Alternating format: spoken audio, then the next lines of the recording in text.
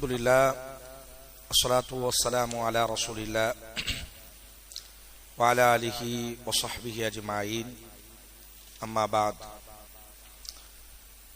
Allahumma salli wa sallim ala nabiyyina Muhammad. பாசமான சகோதரர்களே, சகோதரிகளே, பெரியோர்களே, மஜ்தமா கௌமம் பைத்த மின் புயூத்தில்லா, அல்லாஹுவின் தூதர் ஸல்லல்லாஹு அலைஹி வஸல்லம் அவர்கள் கூறுவார்கள், அல்லாஹுவினுடைய ஆலயத்தில் ஒரு கூட்டம் ஒன்று கூடுமையானால் யத்லூன கிதாப் அல்லாஹி வ யததாரஸூன பைனஹும், அல்லாஹுவின் வேதத்தை ஓதுவதற்காகவும் அந்த வேதத்தை பற்றி தங்களுக்கு மத்தியில் கருத்து பரிமாற்றம் செய்து கொள்வதற்காக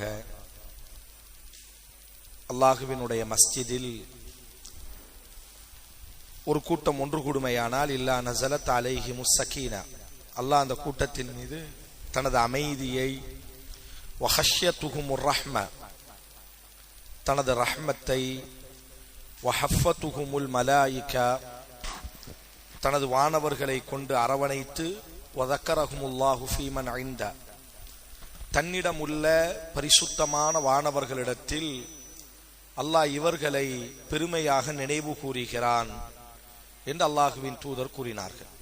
அப்ப மஸ்ஜிதில் குர்ஆனை கற்றுக்கொள்ளும் பொழுது அல்லது குர்ஆனை பற்றி நாம் நமக்கு மத்தியில் கருத்து பரிமாற்றம் செய்து கொண்டோமேயானால் அல்லாஹுவினுடைய அமைதி, அல்லாஹுவினுடைய அருள், வானவர்களினுடைய பாதுகாப்பு எல்லாவற்றையும் தாண்டி படைத்த அல்லாஹ் அஸ்ஸ வஜல் நம்மை பற்றி பெருமையாக அவனை நாம் நினைவு கூறுவதால்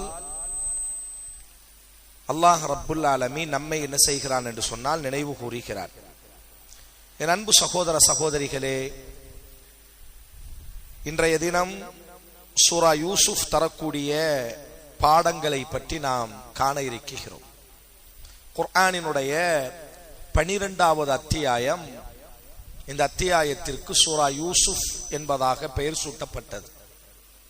ஒரு அத்தியாயம் இறங்குவதற்கு முன்பாக சில காரணங்கள் இருக்கும். இந்த அத்தியாயம் ஏன் அல்லாஹ் இறக்கினான், அதற்கு அரபியில் சபபுன் நுசூல் என்று சொல்வார்கள். ஒரு அத்தியாயம் இறங்க வேண்டுமேயானால் அதற்கென்று அல்லாஹ் ஒரு காரணத்திற்காக சில அத்தியாயங்களை அல்லாஹ் இறக்கி இருப்பான். அப்படி இந்த அத்தியாயம் இறங்குவதற்கு 2 காரணங்கள் இருந்தது. ஒன்று, மக்காவினுடைய இறை மறுப்பாளர்கள் மதீனாவிற்கு செல்கிறார்கள். இங்கு நடந்து கொண்டிருக்கக்கூடிய இந்த நிகழ்வுகளை எல்லாம் பொதுவாக மக்காவாசிகள் மதீனாவிற்கு செல்கிறார்கள். சென்றதற்கு பிறகு இங்கு தங்களினுடைய அல்லாஹுவின் தூதர் ஏகத்துவ பிரச்சாரம் செய்வது, இதற்கு ஏதாவது ஒரு மாற்று சக்தியை நாம் உருவாக்க வேண்டும் என்ற சிந்தனையில் அதற்கு மதீனா ஒரு தோதுவான களம். யூத அறிஞர்கள் நிரப்பமாக இருக்கக்கூடிய பகுதி மதீனா.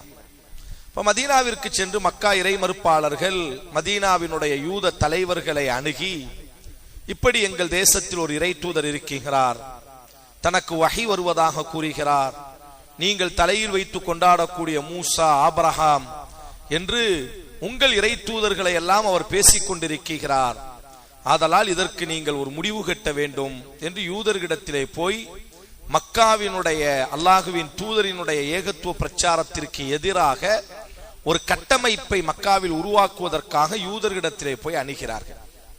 அப்ப அந்த யூதர்களினுடைய அறிஞர்கள் மக்கா இறை மறுப்பாளர்களிடத்தில் ஒரு கேள்வியை கேட்க சொல்கிறார்கள். நீங்கள் சொல்வது அவர் இறை தூதர் என்பதாக தன்னை வாதாடுகிறார் என்றால் ஒரு இறை தூதருக்கு மட்டும்தான் சில விஷயங்கள் தெரிந்திருக்கும். அந்த அடிப்படையில் நீங்கள் அந்த முஹம்மதிடத்திலே போய் ஒரு கேள்வி கேளுங்கள்.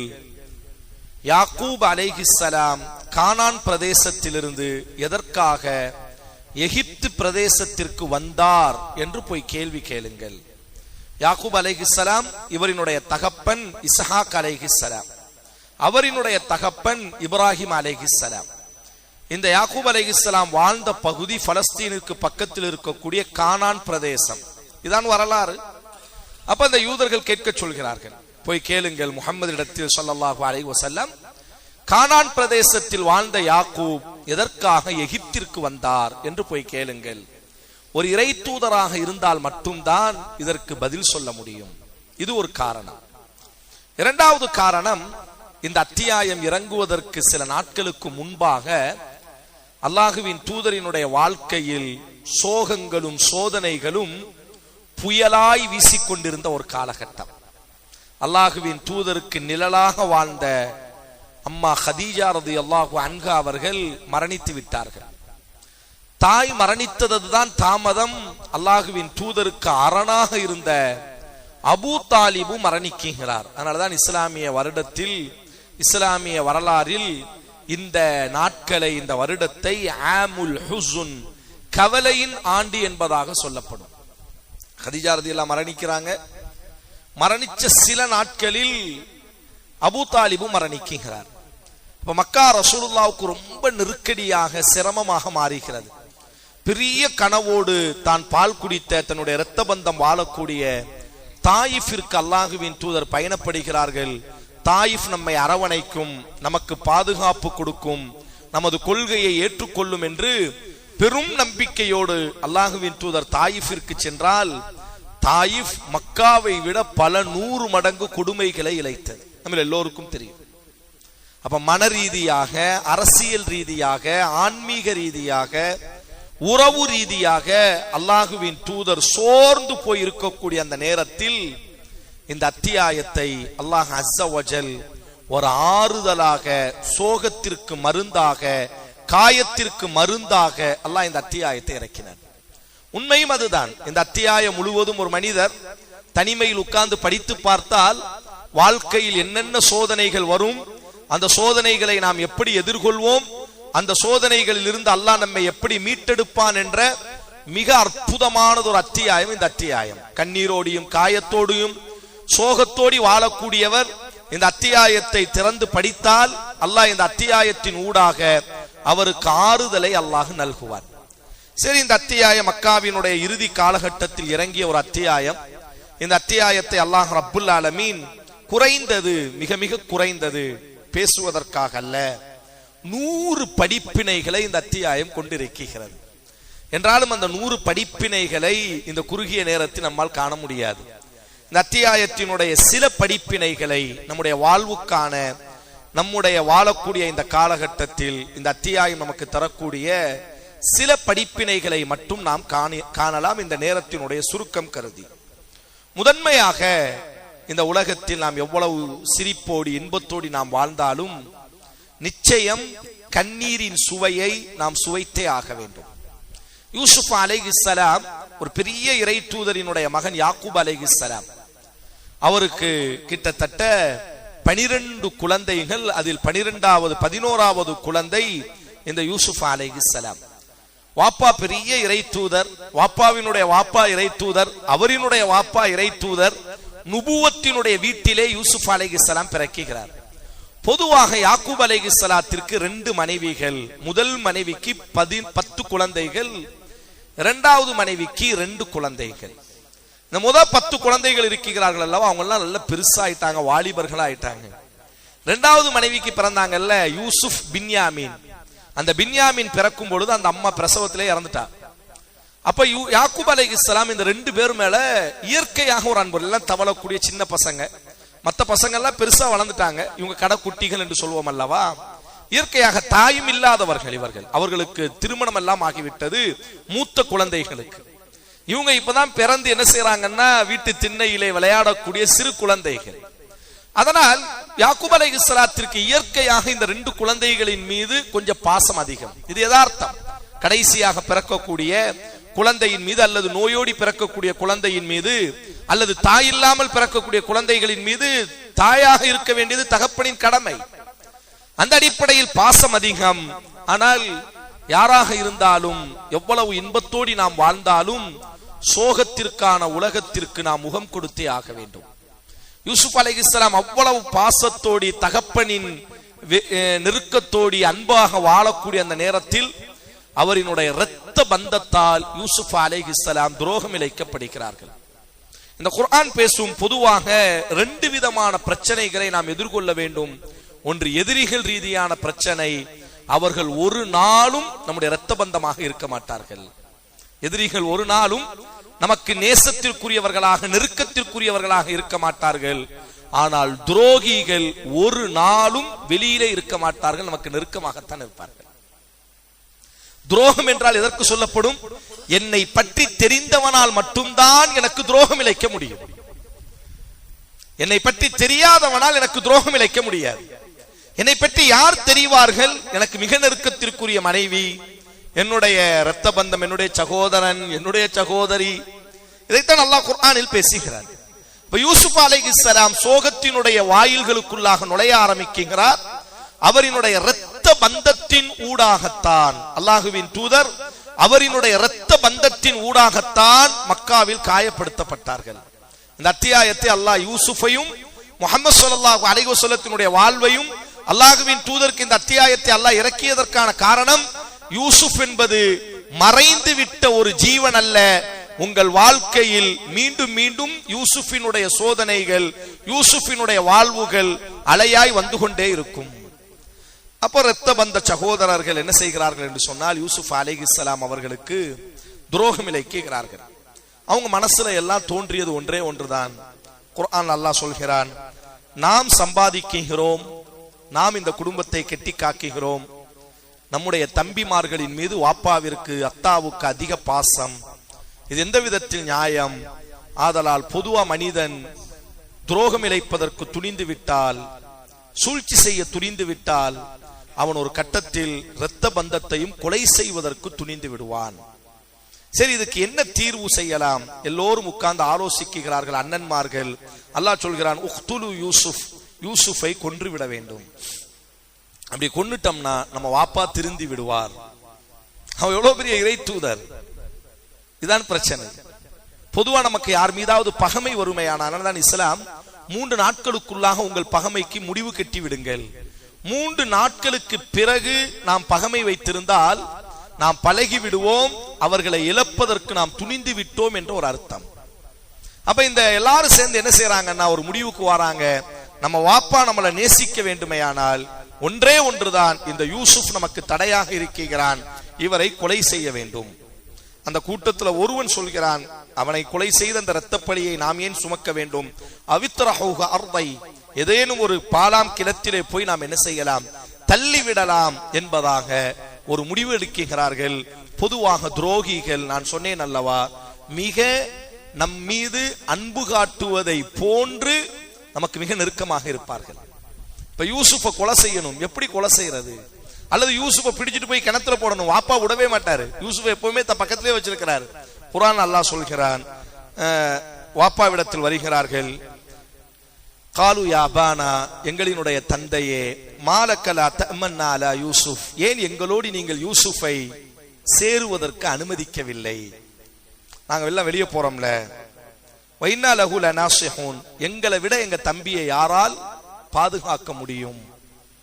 உடனே அவர் யதார்த்தமா சொன்னாங்க, அர்சிலுஹு மஅனா கதன். அந்த அண்ணமார் சொல்றாங்க, நாளைக்கு நாங்க விளையாட போறோம்ல, எங்க கூட நீங்க அனுப்பணும்ல உங்க மகனை, எங்க தம்பி தானே அவன், ஏன் நீங்க எங்க கூட அனுப்ப மாட்டேங்கிறீங்க?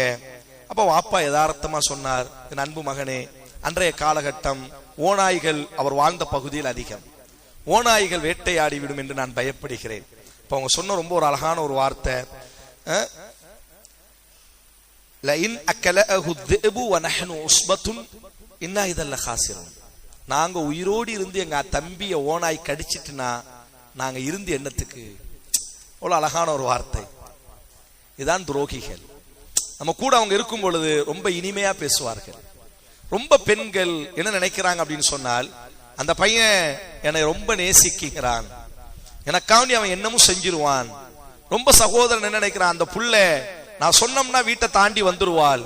கிடையவே கிடையாது. இமாம் இப்னு கையும் சொல்வார், மனிதனை வேட்டையாடுவதற்கு, பறவைகளை வேட்டையாடுவதற்கு வலையை விரிப்பதை போன்று சில நேரங்களில் ஷைத்தான் நம்மை வேட்டையாடுவதற்கு துரோகத்தின் வலைகளை விரித்து வைத்திருப்பான். நம்மளை அனுபவிப்பதற்காக யூசுஃபை விளையாடுவதற்காக கூப்பிடவில்லை, யூசுஃபின் கழுத்தை அறுப்பதற்காக பேசிக் கொண்டிருக்கிறார்கள். நம்மையும் அனுபவிப்பதற்காக, நம் உடலை மேய்வதற்காக சில ஓநாய் கூட்டங்கள் சமூகத்தில் நிற்கும். நாம் என்ன நினைக்கிறோம்னா உங்களினுடைய அந்த வார்த்தையினுடைய அழகை பார்த்து மயங்கி விடுகிறோம். அவன் எவ்வளவு நல்லவன் தெரியுமா, அவன் எவ்வளவு நல்லவ தெரியுமா. அதுதான் அல்லாஹ் குர்ஆன்ல சொல்கிறான். அவங்க போய் பேசுறாங்க வாப்பாட்ட, நாங்க வாழும்போது உஸ்பத்துன், நாங்க இருக்கும்போது எப்படி எங்க தம்பிய. ஒரு கட்டத்துல யாக்கூபே பதறிட்டாங்க, இவ்வளவு நல்ல பசங்களையா நம்ம தப்பா நினைச்சிட்டோம், கூட்டு போங்க ஃபலம்மா தஹபு, கூட்டு போங்க என் மகனை அப்படின்னு சொல்லி என்ன செய்றாங்க, நம்பிக்கையோடு அனுப்பி வைக்கிறார்கள். அவர்களினுடைய காரியத்தை நிரப்பமாக என்ன செய்கிறார்கள், சென்றார்கள். யூசுப் அலைஹிஸ்ஸலாம் அவர்களை ஆடைகளை கலட்டி ஒரு பாலாம் கிணத்திலே, கயாபத்தில் ஜுப் என்பதாக சொல்லப்படும், அதாவது பாலாம் கிணத்திலே, தண்ணீர் இல்லாத ஒரு கிணத்திலே தூக்கி தூர போட்டு வாப்பாவிடத்திலே வந்து நாடகம் நாடிக்கொள்கிறார்கள். பொதுவாக துரோகிகள் அவர்களினுடைய கையில் சிக்கிவிட்டால் போதும், அவர்கள் நம்ம என்ன செய்ய வேண்டுமோ செய்வார்கள். அவர்கள் எப்படி இருந்து தப்பிக்க வேண்டும் என்பதும் அவர்களுக்கு தெரியும். ஆனால் யாக்கூப் அலைஹிஸ்ஸலாம் ஒரு இறை தூதர் அல்லவா, அவருக்கு வாழ்க்கையில் தெரிந்து விடுகிறது.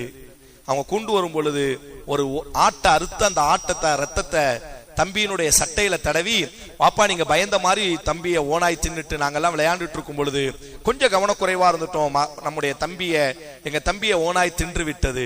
இப்ப சட்டையை மட்டுமா கலட்டி வச்சுட்டா ஓனாய் சாப்பிடும் மனிதனை?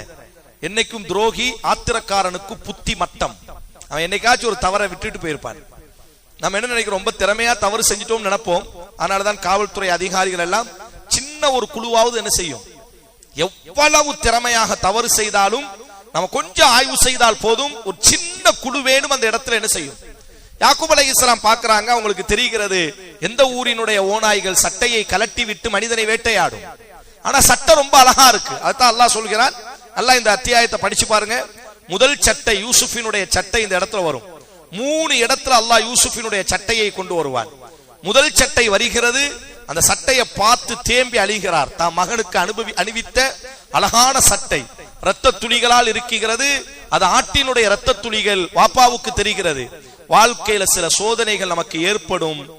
வாப்பாக்கு தெரியுது, இங்க இருக்கக்கூடிய நம்முடைய மூத்த மகன்கள் தான் நம்முடைய இளைய மகனை என்னமோ செஞ்சிட்டாங்க அப்படின்னு தெரியுது.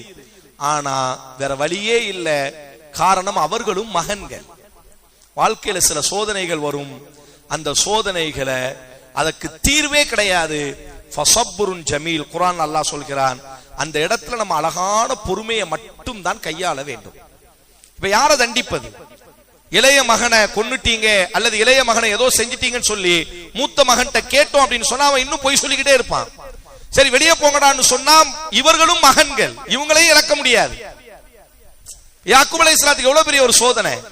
முன்னால் தன்னுடைய மகன்கள் தான் தவறு செய்கிறார்கள் என்று தெரியும், ஆனால் அதுக்கு தீர்வே கிடையாது. அதட்டி கேட்டால் மகன்கள் சொல்வதுதான் உண்மை. சரி வெளியே போங்கன்னு சொன்னா அவன் போயிட்டான்னா அவனும் மகன், அவனையும் இழக்க முடியாது. இதுதான் வாழ்க்கையினுடைய ஆகப்பெரிய ஒரு சோதனை. நம்ம எல்லாத்துக்குமே இந்த சோதனை என்ன செய்யும், சில நேரங்கள்ல ஒண்ணுமே செய்ய முடியாது, தீர்வே கிடையாது, அதுக்கு தீர்வை தேடவே முடியாது. ஆனா ஒன்னே ஒண்ணு, அதுதான் அல்லாஹ் சொல்கிறான், சப்ருன் ஜமீல், அழகான பொறுமையை, அழகான பொறுமையோடு நாம் இந்த உலகத்தை என்ன செய்து விட வேண்டும். அல்லாஹ் நிச்சயம் இதற்கு ஒரு வழிகாட்டுவான் என்ன நம்பிக்கையோடு என்ன செய்ய வேண்டும் தான். தீர்வை நோக்கி நம்ம என்ன செய்யக்கூடாது. தீர்வு நான் கண்டுபிடிச்சிட்டேன், யாக்கூப் அலைஹிஸ்ஸலாம் நினைச்சு சண்டை போட்டிருந்தாங்கன்னா என்ன ஆகும், இன்னும் 10 மகன் அவர் இழக்கத்தான் செய்ய வேண்டும். அதுதான் அல்லாஹ் குர்ஆன்ல சொல்கிறான். யாக்கூபுக்கு தெரிகிறது நம்முடைய மகன்கள் ஏதோ ஒரு துரோகம் செய்கிறார்கள் என்று, ஆனாலும் அவரால் முடிவெடுக்க முடியவில்லை. அவர் சொன்ன ஒரு வார்த்தை, ஃபஸப்ருன் ஜமீல் வல்லாஹுல் முஸ்தஆனு அலா மா தஸிஃபூன், நான் அழகான பொறுமையை கையில் எடுக்கிறேன். ஏதோ ஒன்று நடந்து விட்டது, அல்லாஹ் ஏதோ ஒன்றை நாடுகிறான், அதனால் நான் பொறுமையை கையில் எடுக்கிறேன் என்பதாக அவங்க ரொம்ப பொறுமையா இருக்கிறாங்க. மகனை நினைச்சு அழுது அவங்க குருடாகவே ஆகிவிட்டார்கள். குர்ஆன்ல அடுத்த பகுதியில் அல்லாஹ் சொல்கிறான், தன்னுடைய மகனை நினைச்சு அந்த சட்டையை பார்த்து அவர் என்ன செய்வாரு, அந்த சட்டையை எப்பவுமே தான் கைக்குள்ள வச்சுக்கிடுவாரு. தான் மகனை இழந்தது நினைச்சு காரணம் இருக்கானா இல்லையான்னு தெரியுது, ஒரு பெரிய கொடுமை. நான் மகனை அடக்கம் பண்ணிட்டோம் அப்படின்னா 1 மாசம் 2 மாசத்துல நம்மளால எழுந்து வர முடியும். நம்ம மகனுக்கு என்ன ஆனது என்று தெரியாத ஒரு உலகம் இருக்குல்ல. நம்ம மகனை கொண்டு போய் கொன்னாங்களா அல்லது எங்கேயோ கொண்டு போய் போட்டாங்களா, நம்ம மகன் எங்க இருக்கிறான், உயிரோடு இருக்கானா இல்லையா என்ற ஒரு கொடுமை இருக்கின்றதே, எதிரிகளுக்கு கூட அல்லாஹ் கொடுக்க கூடாது. ஆக பெரிய ஒரு சோதனை. யாக்கூப் அலைஹிஸ்ஸலாத்தை பார்த்து அல்லாஹ் சொல்கிறான். அதனாலதான் அரேபியர்கள் பாசத்திற்கு யாக்கூபினுடைய கண்ணீரை சொல்வார்கள். வபியல்லத் ஐனா, குர்ஆனினுடைய வார்த்தை, அழுது அவரினுடைய கண்கள் குருடாகி விட்டது. மகனை நினைச்சி. ஆனாலும் அல்லாஹ் ரப்புல் ஆலமீன் அவர் யாக்கூப் அந்த யூசுஃபை கிணத்துல போடும் பொழுது அல்லாஹ் ரப்புல் ஆலமீன் யூசுப் அலைஹிஸ்ஸலாத்திற்கு ஒரு வாக்கு கொடுப்பான். யூசுஃபே, இன்றைக்கு உனக்கு துரோகம் இழைக்கிறார்கள், ஒரு நாள் வரும் அவர்கள் உன்னை அறிய மாட்டார்கள், இங்கு நடந்த அத்தனையும் நீ அவர்களுக்கு அறிவித்து கொடுப்பாய் என்று அல்லாஹ் ரப்புல் ஆலமீன் என்ன செய்தான் என்று சொன்னால் யாக்கூப் யூசுஃபுக்கு அல்லாஹ் ஆறுதல் கொடுக்கிறார். இது ஒரு பகுதி. வாழ்க்கையில நம்ம கஷ்டப்படும் பொழுது நமக்கு சிலர் கை கொடுப்பார்கள்.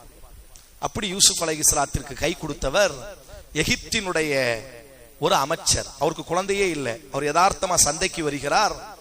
யூசுப் அலைஹிஸ்ஸலாத்தை கைய கால கெட்டி ஒரு எகிப்திய கூட்டம் என்ன செய்யறாங்க, உள்ள கிணத்துல தண்ணி எடுக்கிறதுக்காண்டி வாளியை விட்டா வாளிக்குள்ள ஏறி உட்கார்ந்துக்கிட்டாங்க. யூசுப் அலைஹிஸ்ஸலாம் மேல வந்து பார்த்தா அழகான குழந்தை. அவர் ரொம்ப அழகா இருப்பார். நம்ம எல்லாருக்கும் தெரியுமே யூசுஃபினுடைய அழகு என்பது வர்ணிக்க முடியாத அழகு, கூடிக்கிட்டே போகும். அந்த அழகு அவரை பார்க்க பார்க்க அழகு கூடிக்கிட்டே போகும். அதான் அவரினுடைய அழகு, அவ்வளவு அழகு. உடனே அவங்க என்ன செஞ்சிட்டாங்க அப்படின்னு சொன்னா கைய கால கெட்டி மூட்டையில போட்டு இந்த பையனை எப்படியாவது டக்குன்னு வித்துறணும்னு சொல்லி எகிப்துல வந்து என்ன செஞ்சிட்டாங்க. அல்லாஹ் சொல்வான் வஷரவுகு பிஸமனின் பக்ஸின் தராஹிம மாதுதா. தராஹிம மாதுதான மட்டமான காசுக்கு, என்னன்னா மட்டமான காசுன்னு சொல்லுவாங்கல்ல, ₹1 இருந்து ₹10 இருக்கக்கூடிய காசுக்கு. காரணம் இது திருடின பொருள் அல்லவா. திருடின பொருளுக்கு அது எவ்வளவு மதிப்பா இருந்தாலும் திருட என்ன செய்ய மாட்டான், கிடைச்சது போதுன்னு சொல்லி இந்த பையனை யாரும் தேடி வந்துடக்கூடாது, அதனால டக்குன்னு என்ன செஞ்சிருவோம் சந்தையில வித்துறணும்னு சொல்லி மட்டமான காசுக்கு யூசுஃபை பார்த்து அல்லாஹ் கேட்பான் வஷரவுஹு பிஸமனின் பக்ஸின் தராஹிம மாதுதா. எகிப்திய சந்தைகளில் மட்டமான காசுக்கு நீ விற்கப்பட்டாய் என்று அல்லாஹ் சொல்வான். உண்மையும் அதான். அவ்வளவு பெரிய இறை தூதர். வாழ்க்கையில சில நேரங்கள்ல நாம் மதிப்பற்றவர்களாக கூனி குறுகி நிற்க வேண்டிய சூழல் ஏற்படும். அப்ப அந்த நேரத்தில் அந்த எகிப்திய அமைச்சர் என்ன செய்கிறார் என்று சொன்னால் யதார்த்தமா சந்தைக்கு வருகிறார். வந்து பார்த்தால் இந்த யூசுஃபை பார்த்த உடனே அவருக்கு பிடிச்சிட்டு, அவருக்கு குழந்தை இல்லை. குழந்தை இல்லைன்னு உடனடியே அந்த பையனை யூசுஃபை காசை கொடுத்து வாங்கி தன் மனைவிட்ட சொல்கிறார், நமக்கு குழந்தை இல்லை அல்லவா, அதனால் இந்த பையனை நம்ம என்ன செய்யலாம் என்று சொன்னால் நம்முடைய மகனாக நினைத்து நாம் என்ன செய்யலாம், வளர்க்கலாம் என்பதாக நேற்றைய தினம் எகிப்தினுடைய பாலாம் கிணற்றிலே தொங்கிக் கொண்டிருந்தவர் இன்றைய தினம் எகிப்தினுடைய அரண்மனையில் இளவரசராய் குழந்தையாக வளர்க்கப்படுகிறார். அல்லாஹ் ரப்புல் ஆலமீன் இந்த அத்தியாயத்தில் அல்லாஹ் ஒரு வார்த்தை சொல்வான், வல்லாஹு காலிபுன் அலா அம்ரிக். அல்லாஹ் தன்னுடைய காரியங்களில் மிகைக்க கூடியவன். அவன் காரியங்களில் நம்ம நினைப்போம், ஆனா அல்லாஹ் அப்படி அல்ல. நேற்றுக்கு முந்திய நாள் தகப்பனின் வேர்வையை சுவாசித்தவர், நேற்று பாலாம் கிணத்தில் தள்ளப்பட்டவர், இன்று எகிப்தினுடைய இளவரசராய் மகனாய் பொத்தி பாதுகாக்கப்படுகிறார். அவன்தான் அல்லாஹ். நம்முடைய கற்பனைகள் இந்த அத்தியாயம் ரொம்ப ஆச்சரியமான சில நிகழ்வுகளை கூறும். சரி, அவர் நல்லா வளர்ந்து வருகிறார். அல்லாஹ் சொல்கிறான் கதாலிக்க மக்கன்னாலி யூசுப், இவ்வாறு நாம் யூசுஃபை வளர்த்தோம், வஅல்லம்னாஹு, நாம் அவருக்கு கற்றுக் கொடுத்தோம். அவர் ரொம்ப அழகா அல்லாஹ் என்ன செய்கிறான், அறிவு ஜீவியாக வளர்க்கிறான். வாழ்க்கையில நம்ம எதை பலம் நினைக்கிறோமோ அதுவே நமக்கு பலகீனமாகவும் அமையும். பேச்சாற்றல் பலம், அது பலகீனமாக அமையும். எழுத்தாற்றல் பலம், பல நேரங்களில் அது பலகீனமாக அமையும். யூசுஃபிற்கான ஆக பெரிய பலம் அல்லாஹ் அவருக்கு கொடுத்த அழகும் அற்புதமும் ஒரு கட்டத்தில் அதுவே பலகீனமாகவும் அமைய ஆரம்பிக்கிறது. யூசுப் அலைஹிஸ்ஸலாத்தினுடைய வாழ்க்கையில ஒரு பெரிய சோதனை, அடுத்த சோதனை, தன்னை வளர்த்த அந்த பெண்மணியே யூசுஃபின் மீது மோகம் கொள்கிறார்கள். ரொம்ப ஆச்சரியம் என்னன்னா, அந்த அமைச்சர் வீட்டை விட்டு வெளியே போயிடுவார். அப்ப அந்த பெண்மணி திட்டமிடுகிறாள் யூசுஃப் அடையணும்னு சொல்லி. இது ரொம்ப கவனமான ஒரு இடம். நம்மளை சில நபர்கள் கஷ்டப்பட்டு தூக்கி விட்டுருப்பாங்க. நம்ம கஷ்டத்துல இருப்போம், நம்ம கீழே கடந்திருப்போம், நம்ம கையை பிடிச்சி சிலர் நம்மளை உயர்த்தி விட்டிருப்பார்கள். ஒரு சூழல் வரும், அவர்களுக்கு துரோகம் செய்யக்கூடிய ஒரு சூழல் வரும். அந்த நேரத்தில் நம்ம எப்படி நடக்கிறோம் என்பதுதான் மேன்மக்களினுடைய குணம்.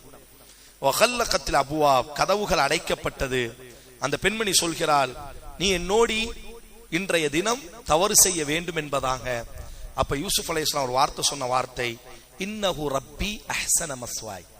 உங்களினுடைய கணவர் என்னுடைய எஜமானன், என்னை ரொம்ப பெரிய இடத்துல வைத்திருக்கிறார், அவருக்கு எப்படி நான் துரோகம் செய்ய முடியும்? இன்னஹு லா யுஃப்லிஹு ஸாலிமூன், அநியாயக்காரர்கள் வெற்றி பெற மாட்டார்கள்.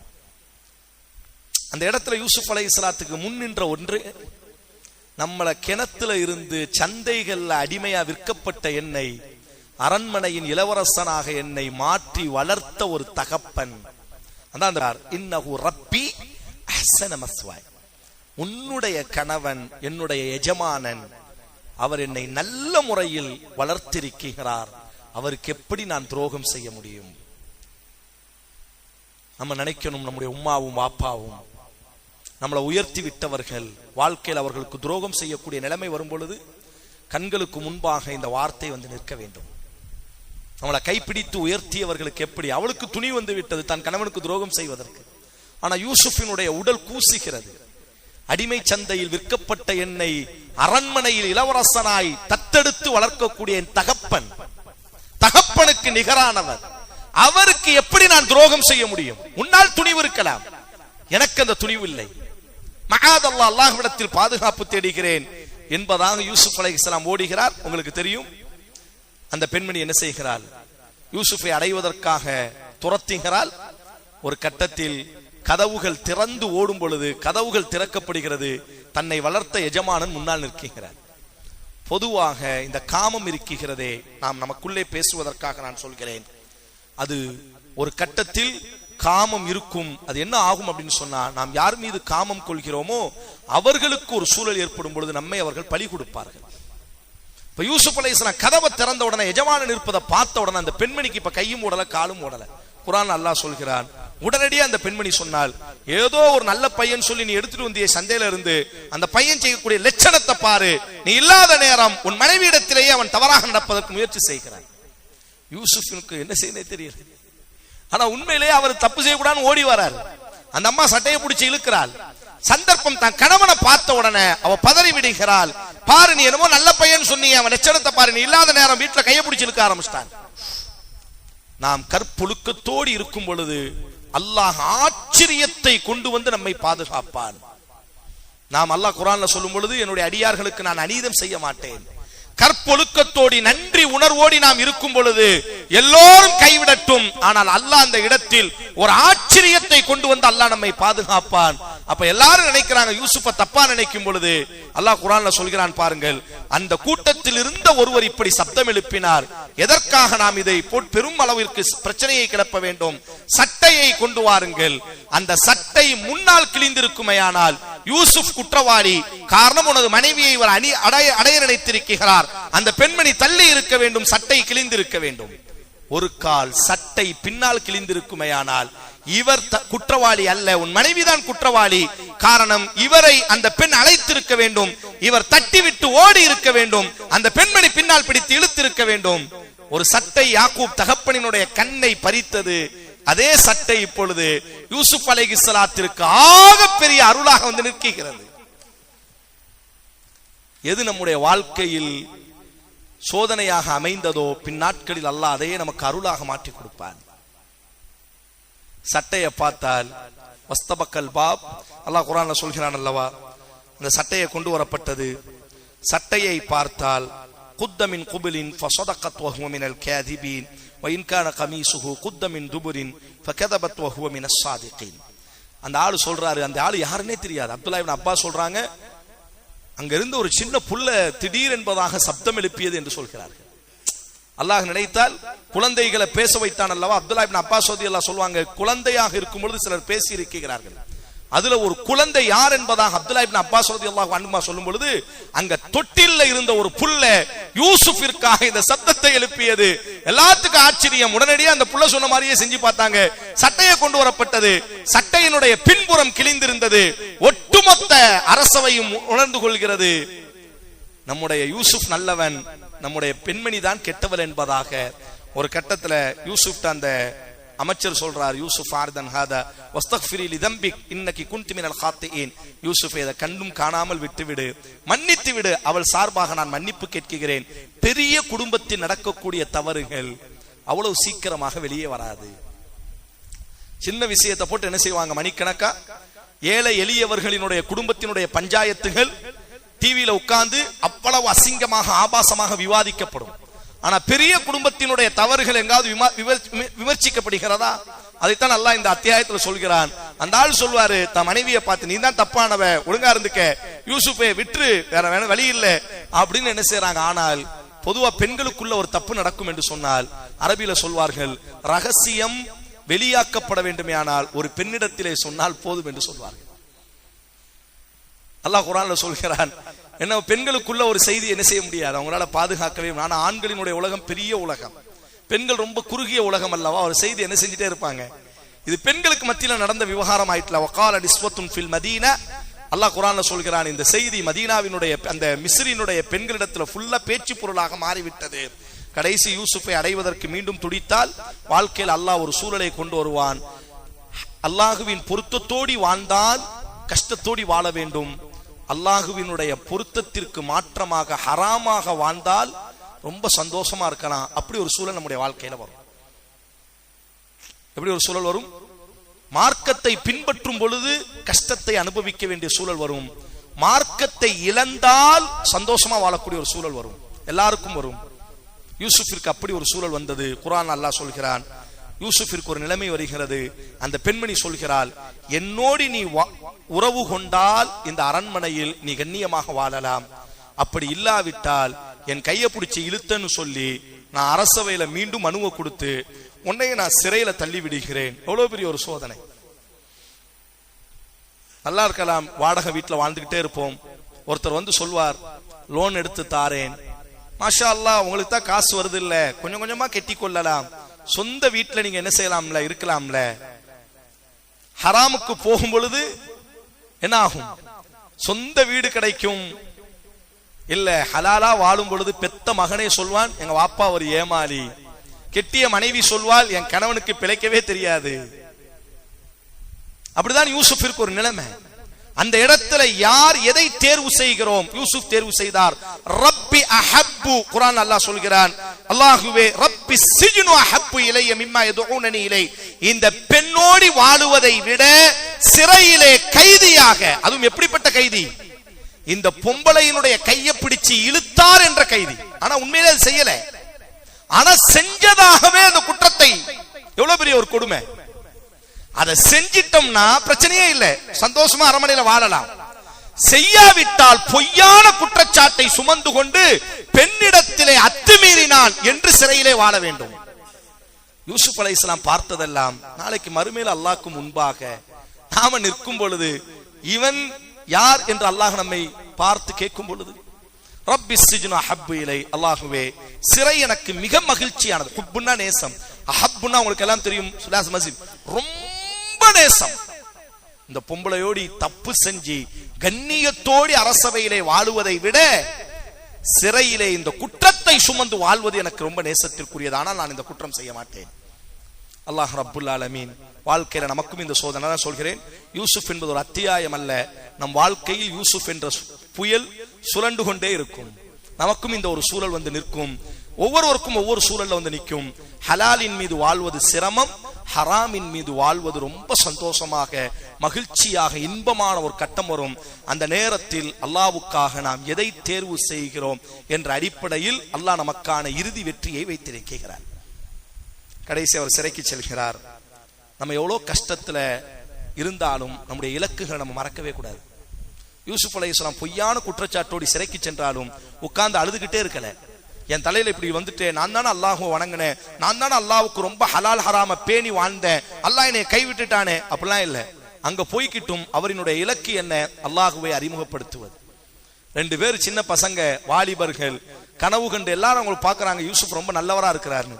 கனவு கண்டுட்டு யதார்த்தமா கூட உட்கார்ந்து அவன் சொல்லும் பொழுது யூசுப் அலைஹிஸ்ஸலாம் சிறைக்குள்ள வந்தாலும் பொய்யான குற்றச்சாட்டுல ஒரு பெரிய இறை தூதர் வந்து இருக்கிறார். அல்லாஹ் அக்பர். சாதாரண இறை தூதர் அல்ல. ரசூலாட்ட கேட்கப்படும், உலகத்துல ரொம்ப சிறந்த இறை தூதர் யார்? யூசுப் என்று அல்லாஹ்வின் தூதர் சொல்வார். என்ன காரணம்? அவரும் இறை தூதர், அவங்க வாப்பா இறை தூதர், அவங்களுடைய தாத்தா இறை தூதர், அவங்களுடைய பாட்டன் இறை தூதர், அவ்வளோ பெரிய நுபுவத்தில் வளர்ந்தவர். என்ன குற்றச்சாட்டில் இருக்கிறார்? பெண் கையை பிடித்து இழுத்த குற்றச்சாட்டில் அல்லாஹ் பாதுகாக்க அல்லாஹ்வுக்காக. ஆனாலும் அவர் தான் இலக்க மறக்கல.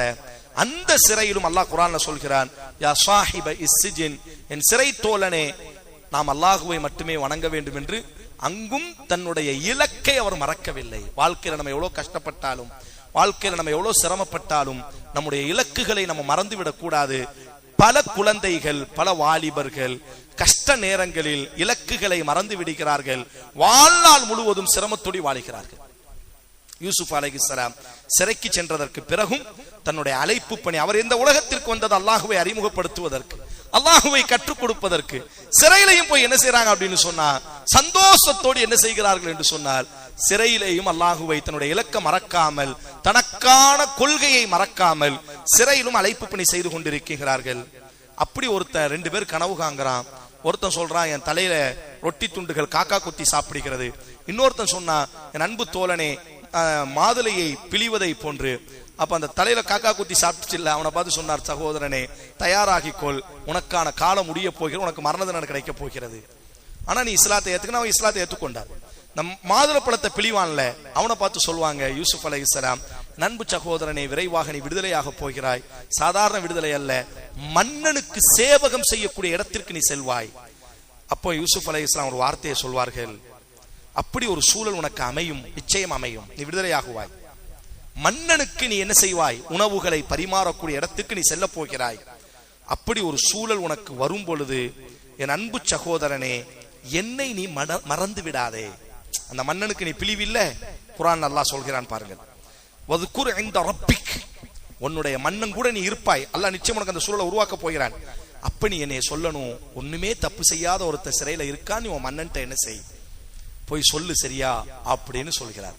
குர்ஆன் அல்லாஹ் சொல்கிறான் பாருங்கள், அவன் விடுதலை ஆகிறான். முதல்ல நம்ம யாருக்கு உதவுறோமோ அவன் தான் முதல்ல நம்மள மறப்பான். அல்லாஹ் சொல்கிறான், அவ்வளோ பெரிய பாக்கியம். சிறையில கைதியா இருந்தவன யூசுப் அலைஹிஸ்ஸலாம் இஸ்லாத்தை கத்துக் கொடுத்திருக்கிறாங்க. அவனுக்கு ஒரு பெரிய அருள், அவன் விடுதலை ஆகிறான். மன்னனுக்கு பக்கத்துல உட்கார்ந்து பிழிகிறான்.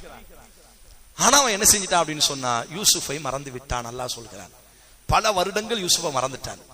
அப்படி ஒருத்தன் கூட பழகினதையே மறந்துட்டான்.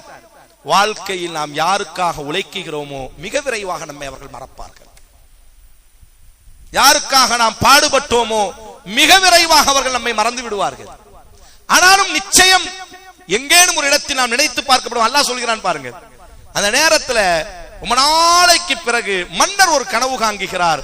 அப்ப தன்னுடைய அவையிட்டெல்லாம் சொல்றாரு, சாப்பிடும் பொழுது தன்னுடைய அமைச்சர்கள்ட்டலாம் எல்லாரும் சொல்றாரு, தூங்கும் பொழுது வரக்கூடிய கனவு இதெல்லாம் ஒன்னும் பெரிய விஷயம் இல்ல.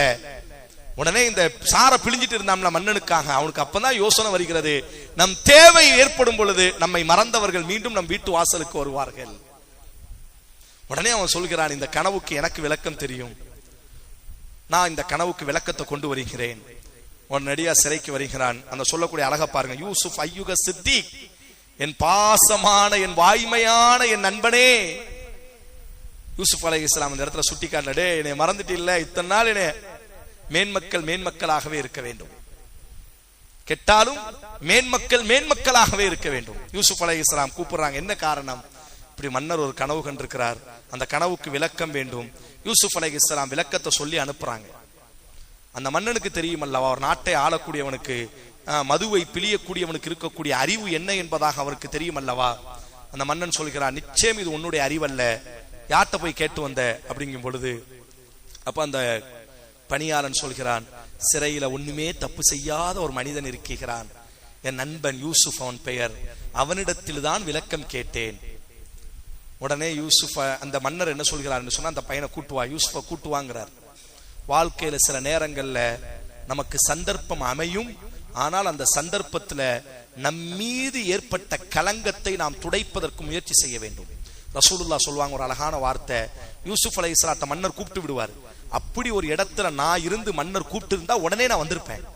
ஆனா யூசுப் அலைஹிஸ்ஸலாத்தை வந்து அந்த பையன் சொல்லுவான், ராணுவ வீரர்கள், மன்னர் உன்னை கூப்பிடுகிறார். அப்ப யூசுப் அலைஹிஸ்ஸலாம் என்ன செஞ்சிருக்கணும், சந்தோஷம், சிறை திறந்து விட்டு ஓடி வந்திருக்கணும்ல. ரசூலா சொல்லுவாங்க, நான் ஓடி வந்திருப்பேன்.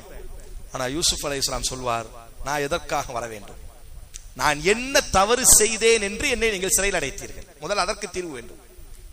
உங்க மன்னன்ட்ட போய் விசாரணை மன்றத்தை அமைக்க சொல், என் மீது என்ன குற்றப்பத்திரிகை தாக்கல் செய்யப்பட்டது ஆய்வு செய்ய சொல். உடனே ராணுவ வீரர்களுக்கு என்ன, மன்னர் கூப்பிடுகிறார், அவர் யாராக இருக்கட்டும், நான் என்ன தவறு செய்தேன், காரணம் இது ஒரு அவப்பெயர், சாதாரண தவறல்ல, ஒழுக்கம் சம்பந்தப்பட்ட தவறு. எந்த விலை கொடுத்தேனும் நம்முடைய கற்பை நாம் நிரூபித்தே ஆக வேண்டும். அல்லாஹ்வின் தூதர் சொல்கிறார், யூசுஃபிற்கு கிடைத்த ஒரு வாய்ப்பு எனக்கு கிடைத்திருந்தால் நான் ஓடி இருப்பேன் மன்னனை சந்திப்பதற்கு. ஆனால் யூசுப் அலைஹிஸ்ஸலாம் அவ்வளவு நுண்ணறிவுடையவர்கள். யூசுப் அலைஹிஸ்ஸலாம் உட்கார்ந்துட்டாங்க, எனக்கு என்ன பிரச்சனை, நான் ஏன் உள்ள வந்தேன், உடனே மன்னன்ட்ட போய் சொல்றான், அந்த பையன் வரமாட்டுக்கிறான். ஏன் அவன் ஏன் உள்ள வந்தேன்னு கேட்கிறான். உடனே குற்றப்பத்திரிகையை தாக்கல் செய்யப்பட்டது எல்லாம் எடுக்கிறாங்க. எல்லா பெண்களையும் கூப்பிடுறாரு மன்னர், யூசுஃபையும் கூப்பிடுறாங்க. இப்ப விசாரணை மன்றம் அமைக்கப்படுகிறது. அமைக்கப்படும் பொழுது இப்பொழுது ஒரு உண்மை தெளிவாகிறது. அல்லாஹ் குர்ஆன்ல சொல்கிறான், யூசுப் நல்லவர், நம் நாட்டு பெண்கள் தான் அவரை அடைவதற்கு சூழ்ச்சி செய்தார்கள். குற்றம் விசாரிக்கப்பட்ட பொழுது உண்மை தெரிந்த பொழுது இப்ப அந்த பெண்மணிகள் எல்லாம் ஒத்துக்கொண்டார்கள். கையை அறுத்த பெண்கள் எல்லாம் உண்மைதான். அந்த அமைச்சரின் மனைவி ஒத்துக்கொள்கிறார். குர்ஆன் அல்லாஹ் சொல்கிறான், அல்ஆன ஹஸ்ஸல் ஹக்க அன ராவதுஹு அன் நஃப்ஸி. உண்மைதான், நாங்க தப்பு செஞ்சோம், யூசுப் ரொம்ப நல்லவர். வைன்னஹு லமினஸ் சாதிகீன்.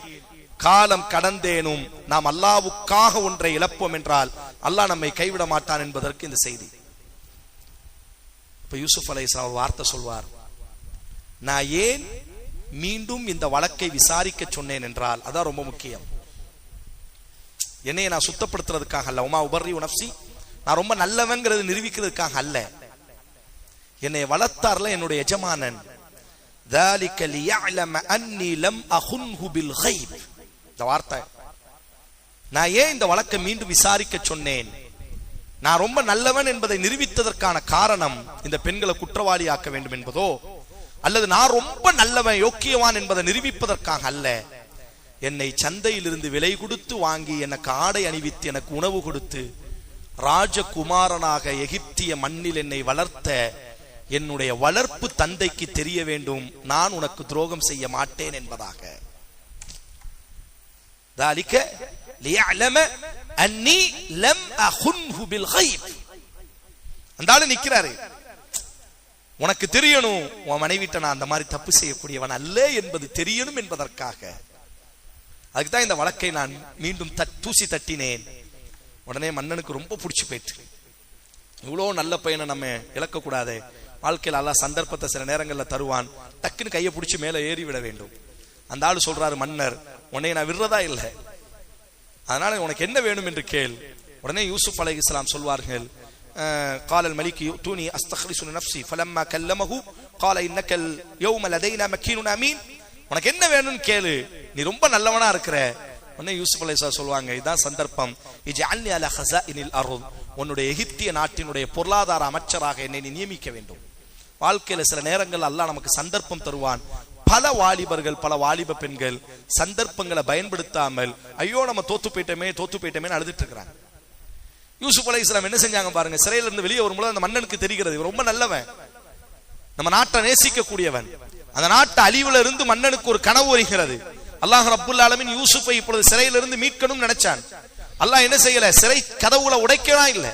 நம்மளா இருந்தா என்ன நினைப்போம், ஒரு ஆளை வெளியில கொண்டு வரணும் அப்படின்னு சொன்னா நாம எப்படி எல்லாம் கற்பனை பண்ணுவோம், ஒரு மிலிட்டரியை ரெடி பண்ணணும், சிறையை முற்றுகையிடணும், சிறையை உடைக்கணும்.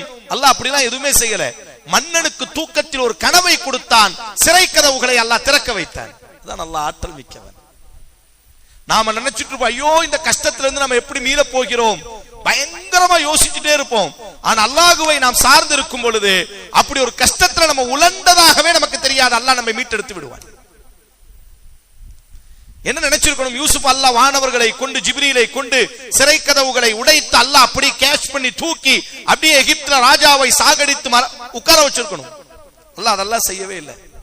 தூக்கத்தில் ஒரு கனவை கொடுத்தான் மன்னனுக்கு. அந்த கனவுக்கான விளக்கத்தை யூசுப் இடத்திலே மக்கள் தேடினார்கள், கனவுக்கான விளக்கத்தை சொன்னார்கள். அல்லாஹ் சிறை கதவுகளை திறந்தான். யூசுஃபை எகிப்திய நேற்றைய தினம் எகிப்தின் சிறையிலே வாடியவர் இன்றைக்கு எகிப்தினுடைய ராஜாவிற்கு அருகாமையில் பொருளாதார அமைச்சராக நிற்கிறார். அல்லாஹ் குர்ஆனில் கூறுகிறார். வாழ்க்கையில் நமக்கு துரோகம் இழைத்தவர்களை நிச்சயம் அல்லாஹ் நமக்கு முன்னால் கொண்டு வருவான். யூசுப் ராஜா தற்பொழுது பொருளாதார அமைச்சராக இருக்கிறார். அவரை கிணத்துல தள்ளுனாங்கல்ல, அல்லாஹ் சொன்னாம்ல, உன்னை கிணத்துல தள்ளும் பொழுது அல்லாஹ் ஒரு வார்த்தை சொல்வான் யூசுஃபிற்கு, யூசுஃபே அவர்கள் உன்னை மறப்பார்கள், நீ அவர்களை மறக்க மாட்டாய். ஒரு நாள் வரும் நீ உயர்ந்திருப்பாய், அவர்கள் உனக்கு கீழ் இருப்பார்கள். குர்ஆனினுடைய வார்த்தை. அதே போன்று யூசுப் அலைஹிஸ்ஸலாம் பொருளாதார அமைச்சராக இருக்கிறாங்க. ஒரு 10 வயசானவர்கள் தாடிகள் வெளுத்து அழுக்கு பிடிந்த ஆடைகளை அணிந்து கொண்டு தோல்ல சாக்க போட்டு ரேஷன் கடையில, எகிப்து தானே, இவர் தானே அமைச்சர், பொருளாதார அமைச்சர், இவற்றை வாங்குறதுக்காக கியூல வரிசையில நிக்கிறார்கள். யூசுப் அலைஹிஸ்ஸலாம் கூர்ந்து கவனிக்கிறார்கள். தன்னோட பிறந்த இரத்த சகோதரர்கள் 10 நபர்கள். வாழ்க்கையில நம்ம யாருக்கு துரோகம் செய்கிறோமோ, அரபியில சொல்வார்கள், நீ யார் மீது பொறாமைப்படுகிறாயோ அல்லாஹ் அவர்களுக்கு கொடுக்கக்கூடிய அருள் என்னவென்றால் அல்லாஹ் அவர்களை உயர்த்தி கொண்டே இருப்பான், உன்னை அல்லாஹ் இழிவுபடுத்தி கொண்டே இருப்பான். நம்ம ஒருத்தர் மீது பொறாமைப்படுவோம், தங்கச்சிக்கு அதிக நகை போட்டார் வாப்பான்னு சொல்லி, அல்லது தம்பி ரொம்ப அப்படி நம்ம குடும்ப ரத்த பந்தத்திலே யாரோ ஒருத்தர் மீது பொறாமைப்பட்டோம் என்றால் அவங்களை அல்லாஹ் உயர்த்திக்கிட்டே இருப்பான், நம்மளை அல்லாஹ் தாழ்த்தி கொண்டே இருப்பான். அதே போன்று யூசுஃபை அல்லாஹ் உயர்த்தினான். அவர்களினுடைய சகோதரர்களை அல்லாஹ் ரப்புல் ஆலமீன் அவர் முன்னால் கொண்டு வந்தான். மன்னிக்கலாம். யூசுஃபினுடைய வரலாறு, நமக்கு துரோகம் செய்தவர்களை மன்னிக்கலாம், ஆனால் அவர்களுக்கு உணர்த்த வேண்டும், நீங்கள் எங்களுக்கு துரோகம் இழைத்தீர்கள் என்று நாம் உணர்த்த வேண்டும். யூசுப் அலைஹிஸ்ஸலாம் என்ன செய்ய நினைத்தார்கள்? அந்த சகோதரர்களுக்கு உணர்த்த நினைத்தார்கள். அதற்கு சில காரியங்களை செஞ்சாங்க. இன்ஷா அல்லாஹ் உங்க வீட்டுல போய் நீங்க படிச்சு பாருங்க. மாஷா அல்லாஹ் அவர்களுக்கு உணர்த்தியதற்கு பிறகு கடைசியில் அவர்கள் உணர்ந்து கொண்டார்கள், ஆம் நாம் யூசுஃபிற்கு துரோகம் இழைத்தோம் அல்லவா. அப்ப யூசுப் அலைஹிஸ்ஸலாத்திற்கு முன்பாக மண்டியிட்டு என்ன செய்கிறார்கள்? அந்த யூசுப், யூசுஃபே நீதான் யூசுஃபா என்பதாக அவங்க மண்டியிட்டு மன்னிப்பு கேட்கிறார்கள். யூசுப் அலைஹிஸ்ஸலாம் கெட்டி அணைத்து அவர்களை மன்னிக்கிறார்கள். வாழ்க்கையில நம்முடைய இரத்த பந்தம் நமக்கு துரோகம் இழைத்தாலும் கூட நாம் யூசுஃபாகவே இருக்க வேண்டும். லா தஸ்ரீப அலைக்கும் யௌம். ரசூலுல்லாஹ்வுக்கு இதே சூழல் வந்தது. மக்கா மக்கள் துரோகம் இழைத்தார்கள், அடித்து விரட்டினார்கள். மக்காவை வெற்றி கொண்ட பொழுது இந்த வசனத்தை தான் ரசூல் ஓதினார்கள். யூசுப் அதற்கு முன்பு இந்த வசனத்தை ஓதினார். லா தஸ்ரீப அலைக்கும் யௌம் யக்ஃபிருல்லாஹு லக்கும். என் அன்பு சகோதரர்களே, யாரையும் நாம் பழி வாங்க மாட்டோம், எல்லோரையும் அல்லாஹ் மன்னிக்கட்டும். இதே வார்த்தையை யூசுஃபிற்கு வந்த அதே நிகழ்வு ரசூலுல்லாஹ்வுக்கு மக்கா வெற்றியின் பொழுது வந்தது. அல்லாஹ்வின் தூதர் சொன்னார்கள், லா தஸ்ரீப அலைக்கும் யௌம், உங்களை நாம் மன்னித்து விட்டோம், யாரையும் நாம் பழி வாங்க மாட்டோம் என்பதாக. வாழ்க்கையில நம்ம எவ்வளவு உயரத்துக்கு போனாலும் நம்ம உம்மா வாப்பாவையும் சேர்த்து நாம் என்ன செய்ய வேண்டுமே, ஆனால் அந்த உயரத்தில் வைத்து அழகு பார்க்க வேண்டும். இந்த யூசுஃபினுடைய வரலாறு தரக்கூடிய கடைசி பகுதியில் நமக்கு இருக்கக்கூடிய ஒரு பாடம் என்ன? நம்ம உயர்ந்த இடத்திற்கு போகும் பொழுது நம்முடைய தாய் தகப்பனை நாம் நம்மோடி அழைத்து செல்ல வேண்டும். பல மகன்கள் பல மகள்கள் ரொம்ப சந்தோஷமா வாழ்வாங்க. ஆனா அவங்க உம்மா வாப்பாவை பார்த்தீங்கன்னா ரொம்ப கவலையோடி குடிசையில கூனி குறுகி என்ன செய்வார்கள் என்று சொன்னார். பாருங்க, அவர் அல்லாஹ் ரப்புல் ஆலமீன் மன்னர் இறக்குகிறார். அந்த எகிப்திய நாடே முதல் முறையாக, எகிப்திய மக்களுக்கு ஒரு குணம் உண்டு, எகிப்தியர்களைத்தான் மன்னராக வைத்து அழகு பார்ப்பார்கள்.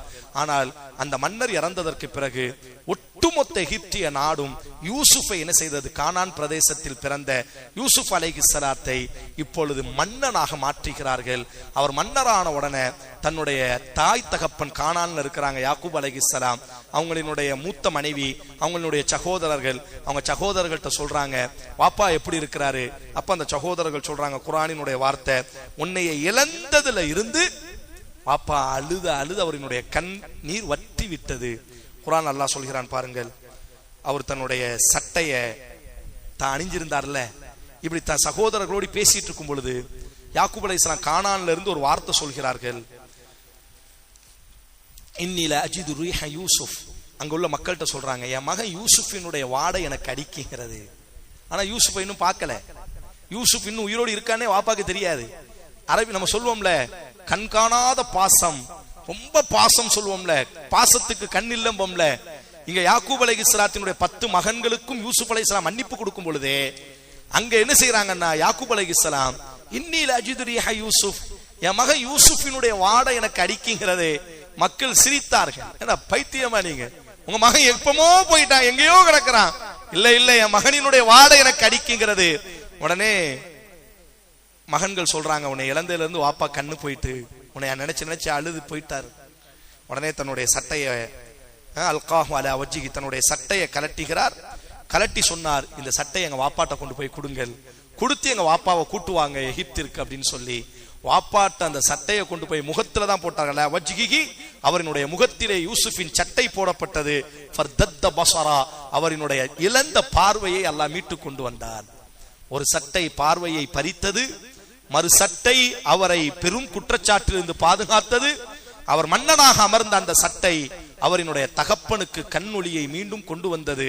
இப்ப வாப்பாவை என்ன செய்யறார் அப்படின்னு சொன்னா, வாப்பா அம்மா தன்னுடைய மூத்த அம்மா எல்லாத்தையும் எகிப்துக்கு வாங்க, நான் ராஜாவாக ஆயிட்டேன்னு சொன்ன உடனே அவங்க எல்லாரும் என்ன செய்யறாங்க, எகிப்திற்கு வருகிறார்கள்.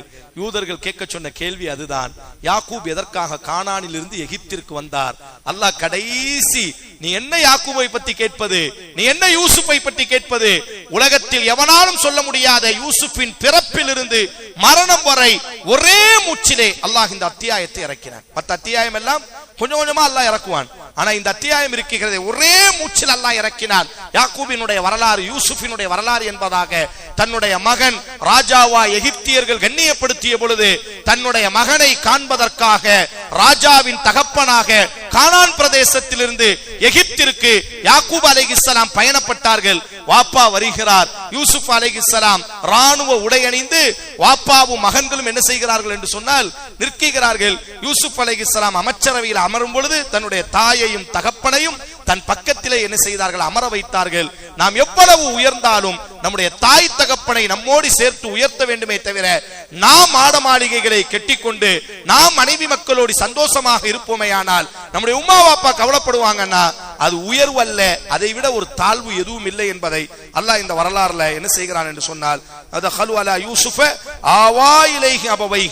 யூசுப் அலைஹிஸ்ஸலாம் அரண்மனையில் அமரும் பொழுது தன் தாய் தகப்பனை அரவணைத்துக் கொண்டார் என்று அல் குர்ஆன்ல அல்லாஹ் சொல்கிறான். எல்லாம் கிடைத்து விட்டது யூசுப் அலைஹிஸ்ஸலாத்திற்கு. அரண்மனையில் அமர்ந்து ஒரு பிரார்த்தனை செய்தார். அதையும் அல்லாஹ் குர்ஆன்ல பதிவு செய்கிறான். ரப்ப அல்லாஹும்ம தவஃபனி முஸ்லிமன் வல்ஹிக்னி பிஸ்ஸாலிஹீன். அவர் கேட்கக்கூடிய அழகு ரொம்ப அழகான ஒரு அழகு. ரப்பி கத் ஆத்தைத்தனி மினல் முல்கி, அல்லாஹுவே சிறையில் நான் இருந்தேன், என்னை நீ மன்னனாக மாற்றினாய். வஅல்லம்தனி மின் தஅவீலில் அஹாதீசி, கனவுகளின் விளக்கத்தை அறிவை எனக்கு நீ கொடுத்தாய்.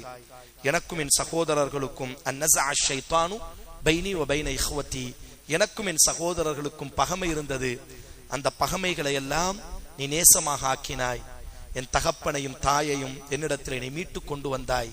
எல்லாம் எனக்கு கிடைத்து விட்டது. உன்னிடத்தில் இந்த அவையில் நான் கேட்பதெல்லாம் அல்லாஹும்ம தவஃபனி முஸ்லிமன், என்னை நீ முஸ்லிமாக மரணிக்க வைக்க வேண்டும். வல்ஹிக்னி பிஸ்ஸாலிஹீன், நல்லோர்களோடு நான் நாளைக்கு மறுமையில் இருக்க வேண்டும் என்று யூசுப் அலைஹிஸ்ஸலாம் என்ன செய்கிறார்கள் என்று சொன்ன அவர் கேட்கக்கூடிய அழகு ரொம்ப அழகு. எனக்கு ஆட்சி கிடைத்தது, என் சகோதரர்களுக்கு எனக்கு பகம் இருந்துச்சு, அதெல்லாம் நீ மீட்டுட்ட, அன்பு வந்துட்டு, உம்மா வாப்பாவெல்லாம் என்கிட்ட நீ திருப்பி கொண்டு வந்துட்ட, என்னை பெரிய அறிஞனா நீ மாத்திட்ட, எதுவுமே கேட்காமல் இவையெல்லாம் நீ எனக்கு தந்தாய். உன்னிடத்தில் நான் கேட்பதெல்லாம் அந்த வலியி ஃபித் துன்யா வல் ஆகிரா, இவ்வுலகத்தின் மறு உலகத்தினுடைய எனக்கான பொறுப்பாளன் நீந்தான். தவஃபனி முஸ்லிமன், என்னை நீ முஸ்லிமாக மரணிக்க வைக்க வேண்டும். வல்ஹிக்னி பிஸ்ஸாலிஹீன், நல்லோர்களோடு என்னை நீ சேர்க்க வேண்டும். அல்லாஹு அக்பர். அவ்வளவு இன்ப நேரத்திலும் அவ்வளவு சந்தோஷத்திலும் யூசுஃபினுடைய ஆள் மனது மட்டும் துடித்துக் கொண்டிருந்தது. நான் ஒரு நாளும் இஸ்லாத்திற்கு வெளியில் நான் மரணித்து, பெரிய இறை தூதர். அவர் கேட்ட அழகு நான் மீண்டும் உங்க வீட்டுல போய் படிச்சு பாருங்கள். அல்லாஹ் அவருக்கு கொடுத்த அருளை எல்லாம் அல்லாஹ்விடத்தில் சொல்லி அவர் கேட்பார். ரப்பி கத் ஆதைதனி மினல் முல்கி வஅல்லம்தனி மின் தஅவீலில் அஹாதீஸி ஃபாத்திரஸ் ஸமாவாதி வல் அர்தி அன்த வலியி ஃபித் துன்யா வல் ஆகிரா தவஃபனி முஸ்லிமன் வல்ஹிக்னி பிஸ்ஸாலிஹீன். எதார்த்தமா அவர் கேட்கல. எல்லாம் அல்லாஹ் அவருக்கு செஞ்ச, சின்ன வயசுல இருந்து அவருக்கு அல்லாஹ் செஞ்ச அருள்களை எல்லாம் அல்லாஹ்ட்ட சொல்லி, இது எதுவுமே நான் கேட்கல, இது எல்லாத்தையும் நீ எனக்கு தந்தாய். உன்னிடத்தில் நான் கேட்பதெல்லாம் என்னை நீ முஸ்லீமாக மரணிக்க வைக்க வேண்டும் என்பதாக அப்துல்லா இப்னு அப்பாஸ் ரலியல்லாஹு அன்ஹுமா அவர்கள் சொல்வார்கள். யூசுப் ராஜா, அதுக்கு பிறகு அவங்க வாப்பா கொஞ்ச நாள் அங்க இருந்தாங்க. அதுக்கு பிறகு அவங்க கானான் பிரதேசத்துக்கு என்ன செஞ்சிட்டாங்க, ஏன்னா பெரியவர்கள் எங்க வாழ்ந்தாங்களோ அங்கதானே வாழ ஆசைப்படுவாங்க. அவங்க வாப்பா கானான் பிரதேசத்துக்கே போயிட்டாங்க. கானான்ல தான் அவங்க என்ன செஞ்சாங்க, மரணிச்சாங்க. யூசுப் அலைஹிஸ்ஸலாம் அரண்மனையில் வாழ்ந்த பொழுதும் அவரினுடைய ஆள் உள்ள மட்டும் இந்த பிரார்த்தனை செய்து கொண்டே இருந்தது. அரண்மனையிலேயே எகிப்திலேயே யூசுப் அலைஹிஸ்ஸலாம் ராஜாவாய், எகிப்தின் ராஜகுமாரனாய், இறை நம்பிக்கையாளனாக, இஸ்ரவேலர்களினுடைய ராணுவ இஸ்ரவேலர்களினுடைய மன்னனாக யூசுப் அலைஹிஸ்ஸலாம் என்ன செய்தார்கள், எகிப்திலே மரணித்தார்கள். எகிப்தில் அவர்களை அடக்கம் செய்யப்பட்டது. அவங்க இமாம் தபரானி ரஹிமஹுல்லா அவர்கள் பதிவு செய்வார். இமாம் அல்பானி அவங்க இந்த செய்தியை சஹீஹ் என்பதாக சொல்றாங்க. அவங்க மரணிக்கும் பொழுது ஒரு வார்த்தை எழுதி வைத்து மரணிப்பார்கள். உலகத்துல அந்த மரணத்திற்கான அதாவது சொல்லுவாங்கல்ல சாசனம், மரணிப்பதற்கு முன்பாக மரண சாசனத்தை முதல் முறையாக எழுதியது யூசுப் அலைஹிஸ்ஸலாம் தான். அதே மாதிரி ரேஷன் கடைகளை உலகத்துல முதல் முறையாக திறந்தது யூசுப் அலைஹிஸ்ஸலாம். எகிப்துல ரேஷன் கடைகளை உருவாக்குனாங்க. அவங்க மரணிக்கும் பொழுது அவங்க ஒரு வார்த்தையை எழுதுறாங்க, இஸ்ரவேலர்கள் எகிப்தில் இருக்கும் காலம் முழுவதும் என்னுடைய பீனம், என்னுடைய கபூர் எகிப்தில் இருக்க வேண்டும். இஸ்ரவேலர்கள் எகிப்தை விட்டு வெளியேற வேண்டிய ஒரு சூழல் ஏற்பட்டால் என்னையும் அவர்கள் என்ன செய்ய வேண்டும், அழைத்து கொண்டு பயணப்பட வேண்டும் என்பதாக மூசா அலைஹிஸ்ஸலாம் அதற்கு பிறகு ஒரு 500-600 வருஷத்துக்கு பிறகு, சில வரலாறுகள் 1000 வருடத்திற்கு பிறகு மூசா அலைஹிஸ்ஸலாம் வாராங்க எகிப்தில். அதே இஸ்ரவேலர்களுக்கு மகனாக பிறக்குகிறார். இஸ்ரவேலர்களுடைய சுதந்திரத்தின் தாகத்தை ஊட்டுகிறார்கள். இஸ்ரவேலர்கள் என்ன செய்யறாங்க, எகிப்திலிருந்து வெளியே கொண்டு போகும் பொழுது மூசா அலைஹிஸ்ஸலாம் யூசுப் அலைஹிஸ்ஸலாத்தினுடைய கபரை தோண்டி யூசுஃபையும் தோளிலே போட்டுக்கொண்டு என்ன செய்தார்கள், அந்த கடலை கடந்தார்கள். இப்பொழுது நீங்கள் யூசுப் அலைஹிஸ்ஸலாத்தினுடைய கபர் இஸ்ரேல்ல என்ன செய்கிறது என்று சொன்னார், இஸ்ரேல்ல தான் இப்பொழுது யூசுப் அலைஹிஸ்ஸலாத்தினுடைய கபர் இருப்பதை நாம் என்ன செய்கிறோம், பார்க்கிறோம். அப்ப இந்த வரலாறு நமக்கு தரக்கூடிய பாடம் இன்ஷா அல்லாஹ் எந்த அளவுக்கு உங்களுக்கு புரிந்தது, என்னால் புரிய வைக்க முடிந்தது என்று எனக்கு தெரியவில்லை. உங்க வீடுகளுக்கு சென்று ஒரு தனிமையில் அமர்ந்து இந்த அத்தியாயத்தை கொஞ்சம் கொஞ்சமாக, இந்த அத்தியாயம் தரக்கூடிய பாடங்களை நீங்க படித்து பார்க்கும் பொழுது, உலகத்தில் நாம் கண்ணீரோடு இருக்கும் பொழுது, சோகத்தோடு இருக்கும் பொழுது 1000 கரங்கள் நமக்கு ஆறுதல் நல்கலாம். அல்லாஹ் இந்த யூசுப் என்ற அத்தியாயத்தை கொண்டு ரசூலுல்லாவுக்கு ஆறுதலை நல்கினான். நமக்கும் இந்த அத்தியாயம் ஒரு ஆறுதலாக, வாழ்க்கையின் பாடமாக இருக்கும். இந்த அத்தியாயம் 2 முகத்தை காட்டுகிறது. யூசுப் என்ற முகத்தோடி நாம் வாழப் போகிறோமா, அல்லது யூசுப் என்ற சகோதரர்களினுடைய முகத்தோடி துரோகிகளாக நாம் வாழப் போகிறோமா என்ற ஒரு முகத்தை அல்லாஹ் நமக்கு காட்டுகிறான். 2 முகத்தை இந்த அத்தியாயம் நமக்கு காட்டுகிறது. யூசுஃபின் முகத்தில் நாம் வாழப் போகிறோமா, அல்லது யூசுஃபிற்கு துரோகம் இழைத்த அந்த யூசுஃபின் மீது மோகம் கொண்ட அந்த பெண்மணியின் முகத்தோடி நாம் வாழப் போகிறோமா என்பதாக 2 முகத்தை இந்த அத்தியாயம் நமக்கு காட்டும். நாம் எந்த முகத்தை தேர்வு செய்ய வேண்டும் என்பதை நாம் தான் என்ன செய்ய வேண்டும், முடிவு செய்ய வேண்டும். அல்லாஹ் அஸ்ஸ வஜல் அந்த உயர்ந்த இறை தூதர்களோடு, அந்த இறை தூதர் சொன்ன பிரார்த்தனை தான், அல்லாஹுவே எங்களை முஸ்லிம்களாக நீ மரணிக்க வைப்பாயாக. அந்த உயர்ந்த இறை தூதர்களோடு